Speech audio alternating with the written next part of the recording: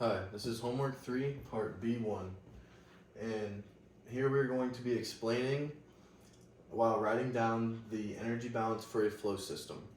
For this flow system, we can go ahead and draw a diagram that consists of a flow entrance and a flow out, and we can just write that like this. And we can calculate these flow rates by doing pressure in times the volume in. And here we can make it pressure out times volume out. So to find the total energy of this flow system, we can denote that as the total energy is equal to the mass times the internal energy plus the kinetic energy plus the gravitation potential energy. So what we want to do now is we want to take the differential of our total energy expression here, and we want to set that equal to our differential equation of our rate in minus our rate out. So taking the differential of our total energy gives us this. The differential of our mass times our internal energy plus kinetic plus gravitational. And we are setting this equal to the mass times internal energy plus kinetic energy plus gravitational, and this is going to be times the differential amount of our mass in, and then this is going to be subtracted by our rate at which it is going out of our system.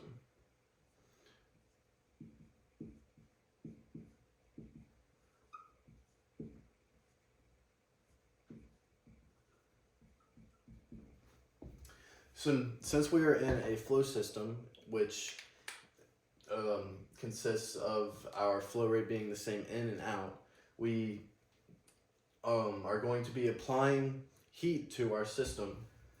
So we can write that we're just putting some heat into heating up our system. So doing that will add a differential amount of heat, and we are also going to be stirring our system, which will create a differential amount of work. And this differential amount of work, it can be denoted as the amount of work done in the flow plus the work done on a non-flow.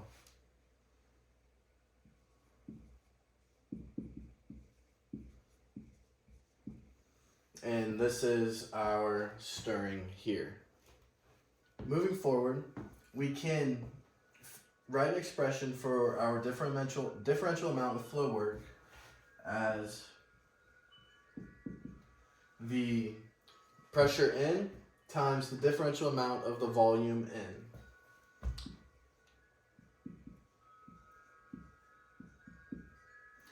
in. And this is going to be subtracted by pressure out times the differential amount of volume going out. So next, what we want to do here is use our intuition and know that density is equal to mass over volume. So we can write that as this. And what we are looking for here is volume. So simplifying this out, we can get that volume is equal to mass over density. So now what we are wanting to do is differentiate our volume so that we can use this as a substitution into our expression for the differential amount of flow work. So this will give us the differential amount of volume is equal to the differential amount of mass over density. So using that, we can substitute this value in to here to continue moving forward. So we get the differential amount of the flow work is equal to the pressure in times the differential amount of mass over the density. And this is going to be N minus the pressure out times the differential amount of mass out over our density. And we can also write in and out. But next we are going to want to use the definition of enthalpy, which is enthalpy is equal to the internal energy plus the pressure times the volume. And using the ideal gas law, we can rewrite this pressure times volume as pressure over density. And using this derivation that we have here, we can use this into our differential equation for our total energy of our rate in minus our rate out to write down the energy balance for this flow system. So using this into here, we will get the differential amount of mass times internal energy plus kinetic energy plus gravitational energy, and that is going to be equal to our internal energy plus kinetic plus gravitational dm, differential amount of mass in, and then this is going to be subtracting our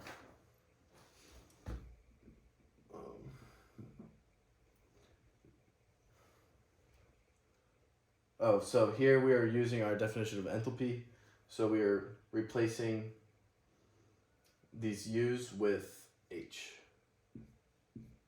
So we have enthalpy plus kinetic plus gravitational times the rate N minus our enthalpy plus kinetic plus gravitational differential amount of mass out, and then again we are going to be adding the differential amount of heat added and our differential amount of work. So this is our energy balance for a flow system. Hi, this is homework 3 part B2, and here we are going to be deriving Bernoulli's equation. So here we have our total mass differential from our previous part, which is the differential amount of total energy is equal to the total energy times the differential amount of mass in minus the energy times the differential amount of mass out plus some heat and plus some differential amount of non-flow work. So for this situation here, we are going to have a horizontal pipe with some flow going in and with some flow going out. And here we are going to be under steady state.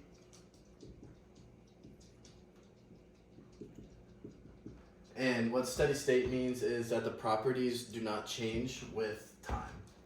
So with that being said, the total energy, the differential amount of total energy is going to be equal to 0.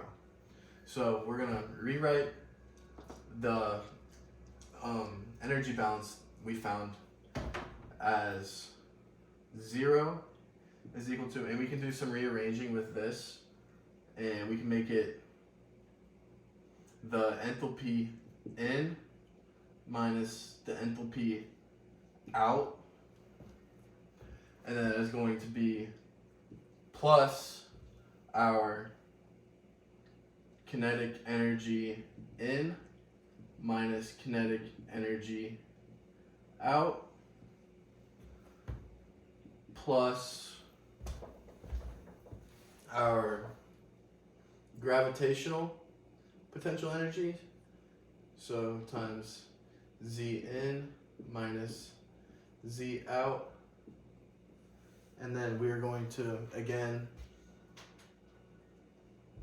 add some differential amount of heat and non-flow work. So once we get here,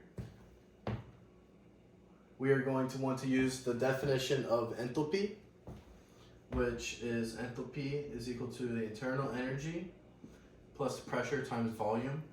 And from our previous videos, we know that enthalpy, we can use the ideal gas law, and we can denote enthalpy as the internal energy plus the pressure over the density.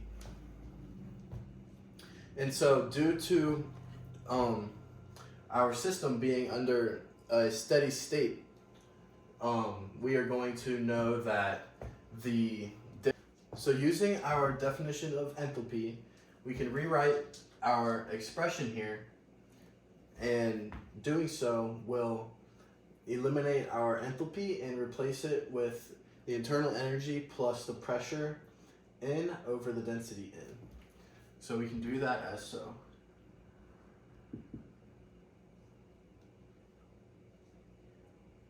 The internal energy, and that is going to be the internal energy in minus the internal energy out. And then here we are going to use our substitution of the pressure over density.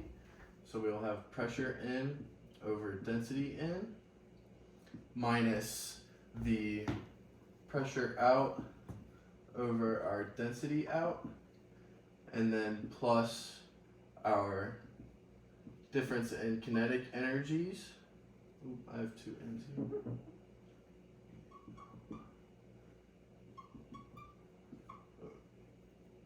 And then again, plus our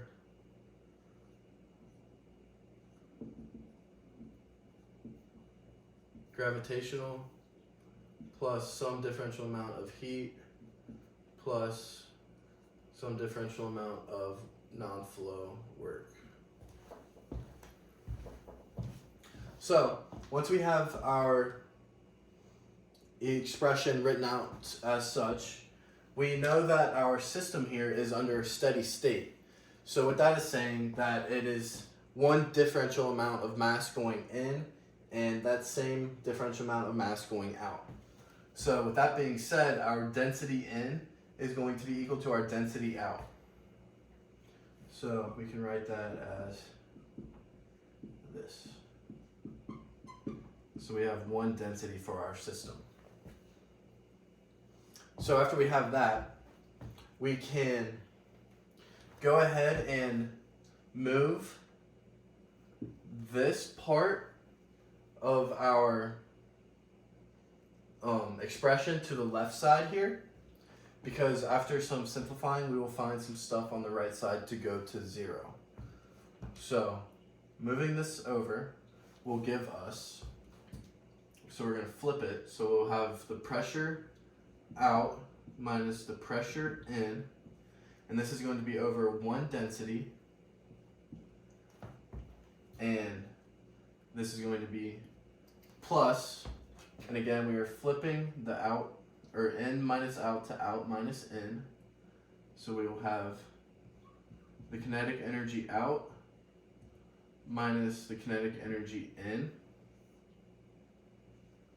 and then that will be added to our gravity times our height out minus Z in. And here our scenario is horizontal, so our Z out minus Z in will not change. So that term will just go to 0, but we can keep that in here for different scenarios in which they are not horizontal. So then this is all going to be, oh, I forgot, times the differential amount of mass. This is all times some differential amount of mass, and then this is going to be equal to our difference in internal energy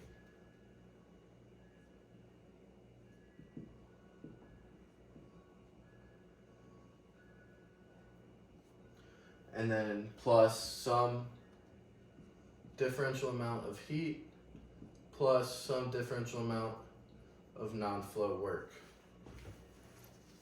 And in this scenario, we do not have any non-flow work, so we can go ahead and just state that this goes to 0, our differential amount of non-flow work.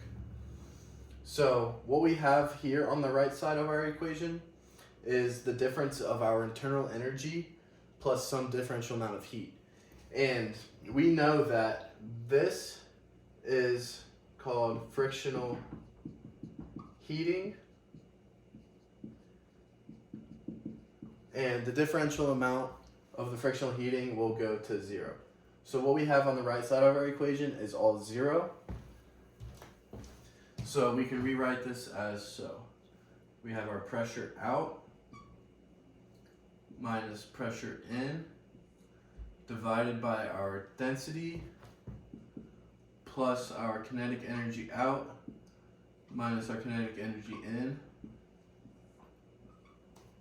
plus our gravitational energy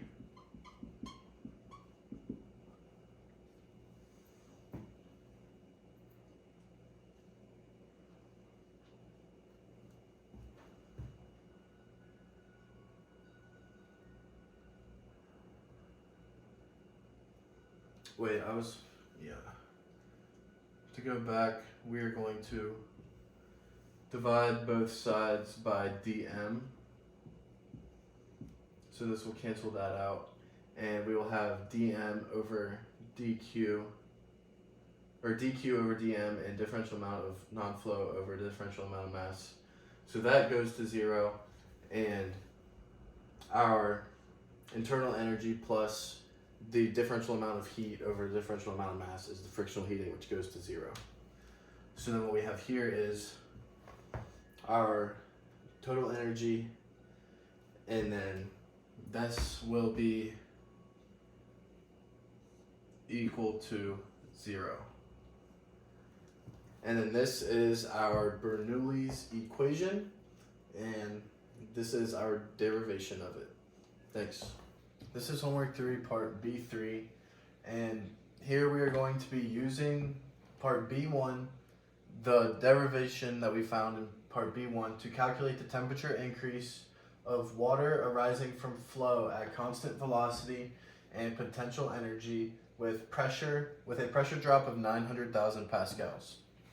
So here we have our energy balance from part B1, which states that the differential amount of total energy is equal to the total energy in subtracted by the total energy times the differential amount of mass out plus the differential amount of heat plus the differential amount of non-flow work.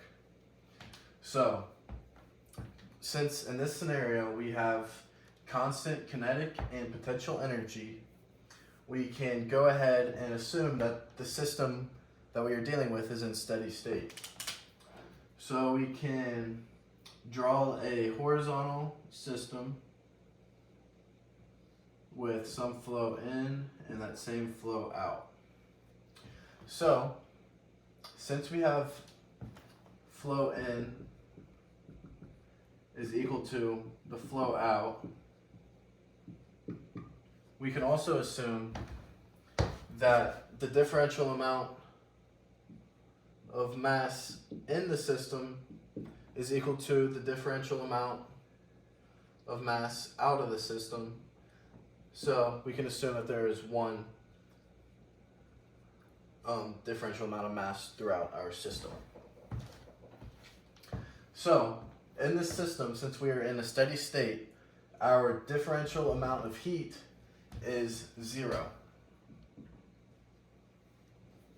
So what that allows us to do is rearrange our energy balance in a form where our total energy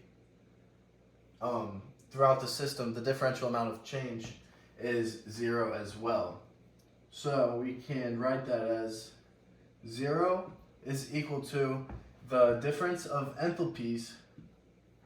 So we have H in minus H out. And then this is again times the one differential amount of mass, not the in and out.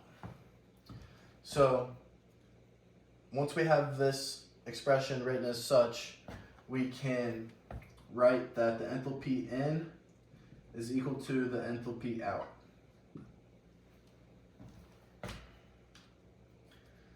And in this scenario, since it is also in steady state, we know that the non-flow work is also going to go to 0 as well.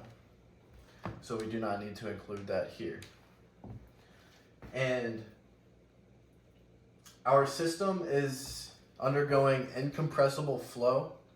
So that allows for the density going in to equal the density going out.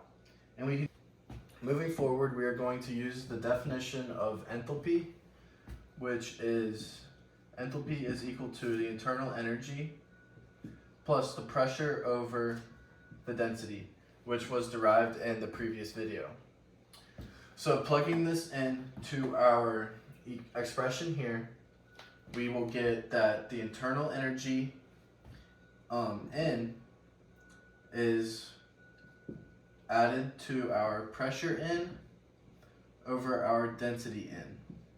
And that is equal to our internal energy out plus our pressure out over our density out.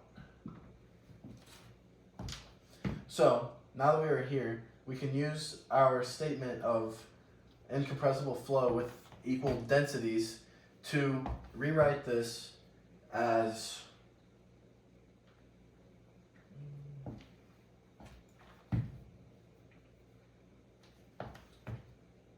pressure in minus pressure out over the density is equal to, and here again, since our differential amount of heat is 0, we know that we are going to be using the specific heat constant, and then this will be multiplied by our temperature out minus temperature in. And we do this because we are rearranging this here, and we are left with this. So by looking up our specific heat values, we know that CV is equal to 4,186 joules per mole Kelvin. So we can plug these values in to here, and we know that our difference of pressure is 900,000 pascals.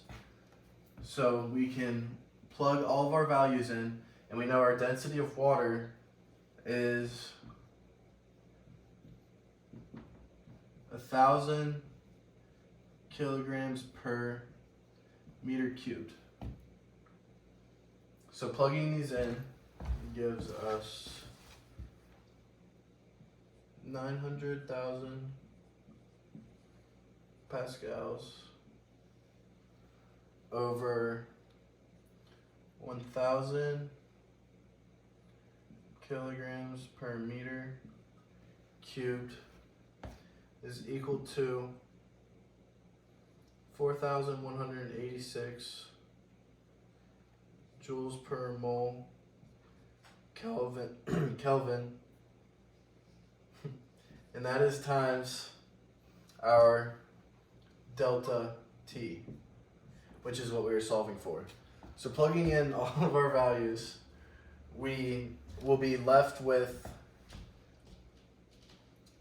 we divide this and then we bring this across and we get delta T is equal to 0.2 kelvins. And this is the temperature increase of water arising from flow at a constant velocity and potential energy with a pressure drop of 900,000 pascals. Hi, this is homework 3, part B4. And here we are going to use Bernoulli's equation that we derived in the previous part to calculate the velocity of air arising from a pressure drop of 10,000 pascals. So in our derivation of Bernoulli's equation, we assumed our system was horizontal with the flow rate going in and flow rate going out. So with this being said, our initial and final height are the same. So that means that our change in gravitational potential energy is going to equal 0. So rewriting this expression to solve for the final velocity of the air, we can write that the velocity out is equal to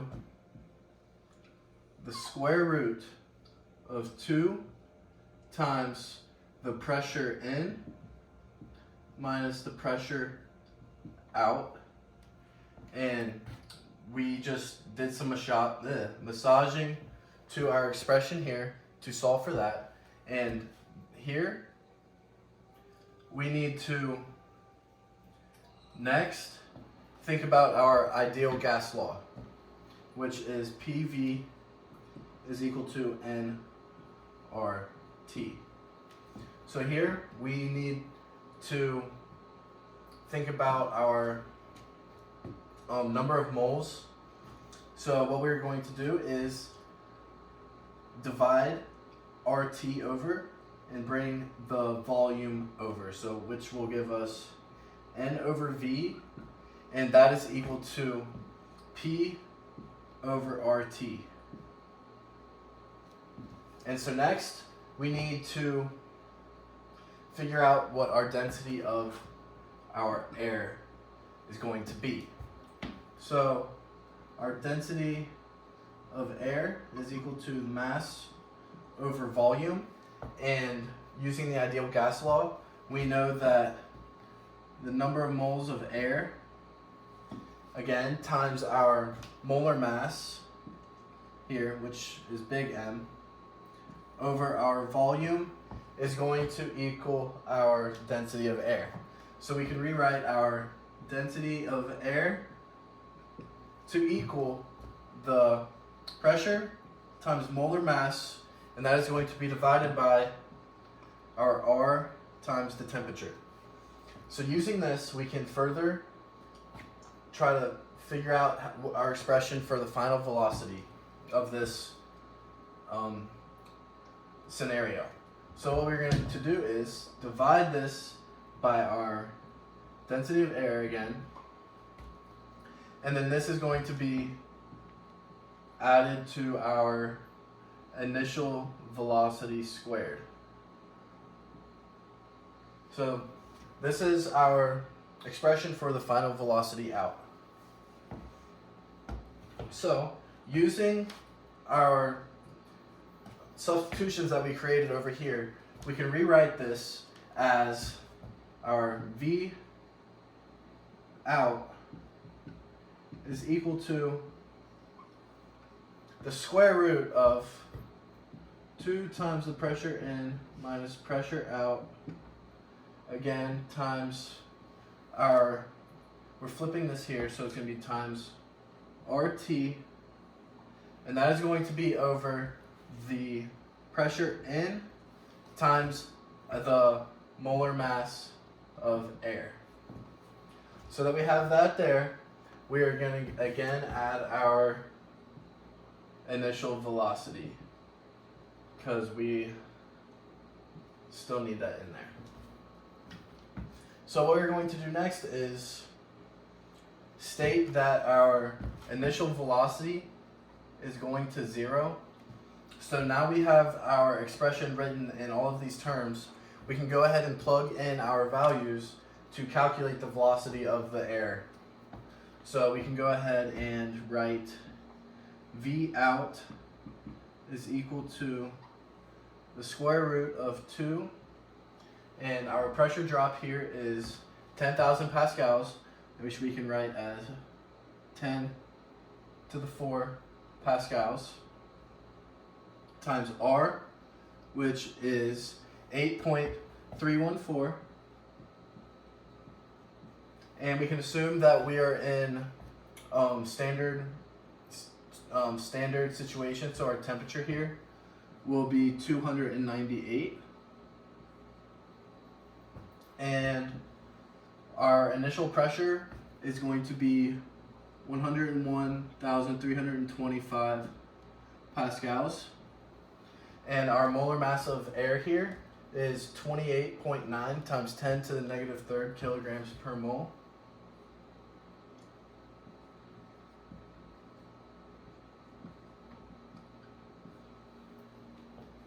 And again, our initial velocity is 0 because we are starting from rest. And plugging these into a calculator will give us the final velocity from a pressure drop of 10,000 pascals in a horizontal system undergoing steady state is going to be 130 meters per second.